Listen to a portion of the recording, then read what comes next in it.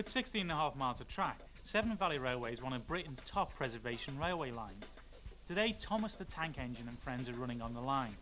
Days out like this help raise much needed funds to help keep steam preservation alive.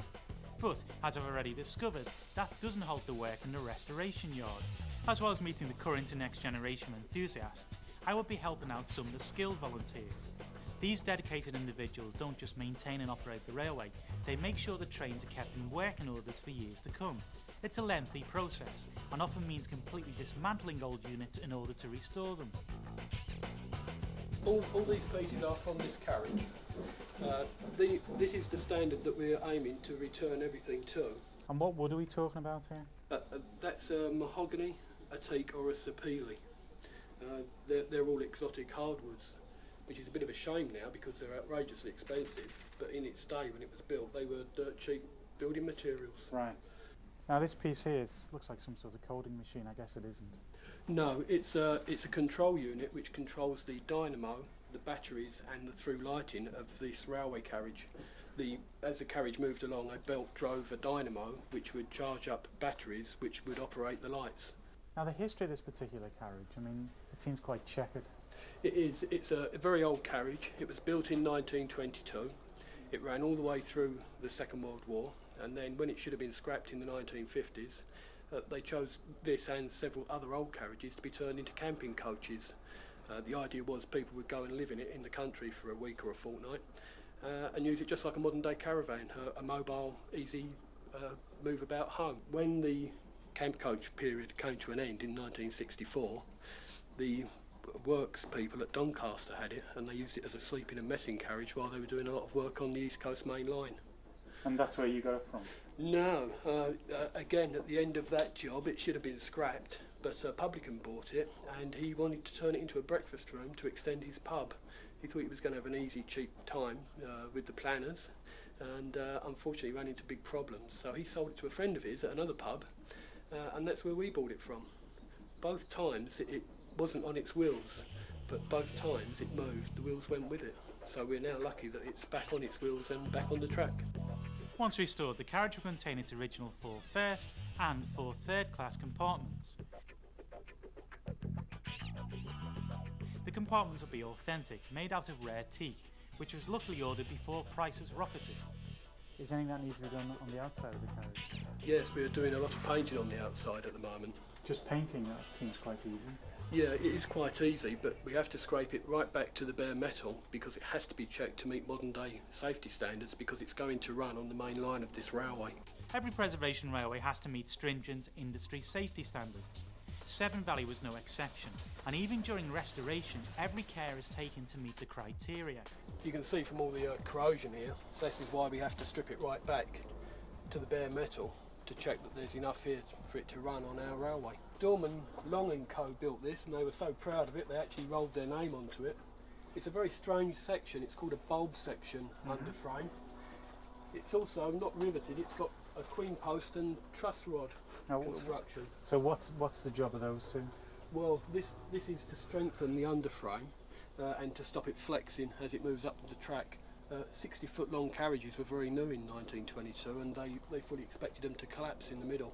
Up until then there'd been 4 and 6 wheelers. So on this piece here, it's not like the riveted frames on the other piece? No, this is an old-fashioned way of doing the same job. It's much lighter but much stronger. It's called a queen post and truss frame. The idea is that you can tighten these up and it will pull the carriage back into shape as you load it. This has got no brakes on it, which is a bit heavy, which is why it actually bows up a bit at the moment. And I have to ask you about this, because I've never seen this star configuration before. That star purely denotes to the guard that when he's finished his turn of duty, he can come here and take the brake reservoir off, so that there's no chance of the brakes slipping overnight. It was now time to make my journey down the line, to meet the young people who hopefully might one day step into the shoes of the volunteers I'd already met today. Painting, cleaning, restoration, all very well and good, but first class carriage, peaceful countryside, that's the real reason for steam trains.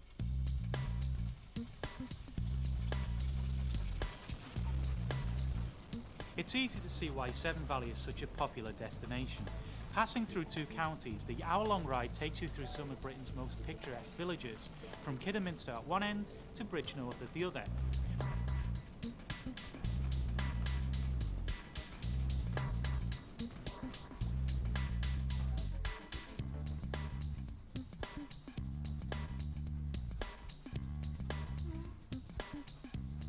Up at the front, Thomas was puffing away and pulling me along in one of the 2 complete sets of carriages that Severn Valley own.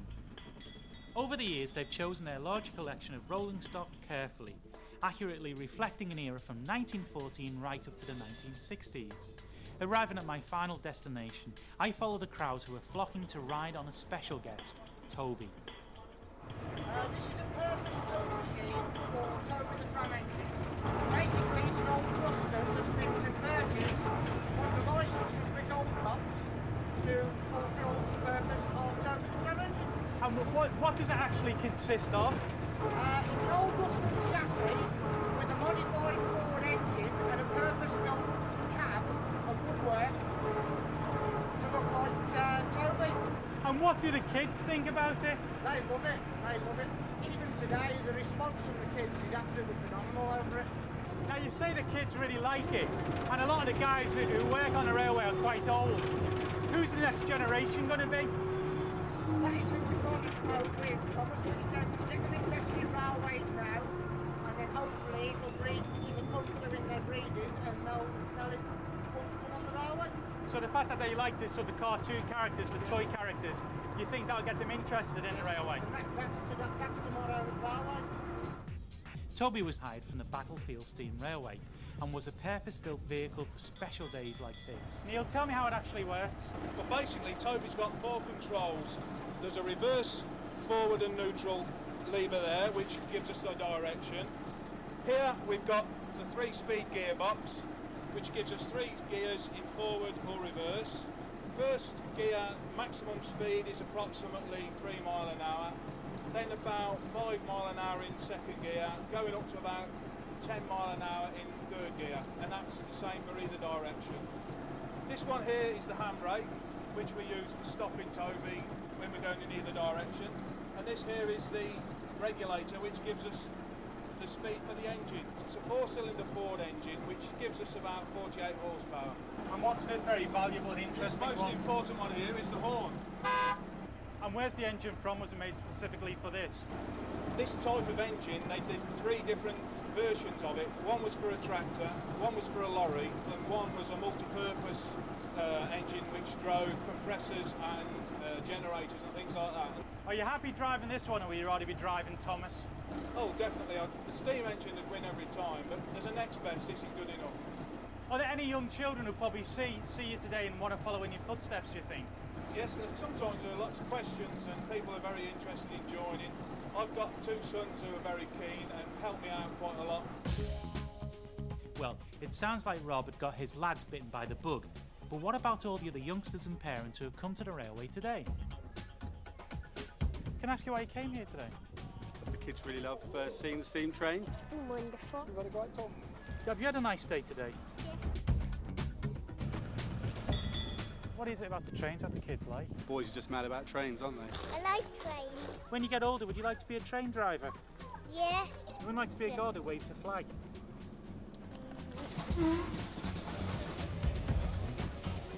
Which is your favourite? Do you like Percy best or do you like Thomas? Percy. I like Thomas. Would you like to be Thomas? Yeah. Bit of a surreal question. What have you enjoyed most? I'm going Toby. We didn't get to see the Fat Controller that I was quite upset about missed it. Now obviously the steam railways, to keep going, they need volunteers all the time, they need youngsters. Do you think any of yours will actually want to contribute at some point in their lives? Especially the lads. I would like to do something, maybe blowing the whistle and waving the flag or something. Would you actually come along and work for no money? I probably would do, yeah. Luke, if we asked you to come down here and work on the railways, even though we don't pay you, would you come? Yeah.